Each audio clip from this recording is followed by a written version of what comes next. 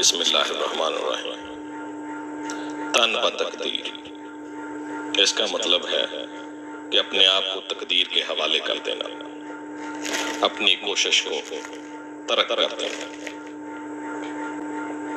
تن بتقدیر کے عنوان سے اقبال نے 3 اشعار کہے ہیں، پیش خدمت ہیں۔ اسی قرآن میں ہے اب ترک جہاں کی تعلیم، اسی قرآن میں ہے اب ترک جہاں کی تعلیم، جس نے مومن کو بنایا ماہ پرویں کا امیر۔ ماہ پرویں ستاروں کے نام ہے، سٹارز۔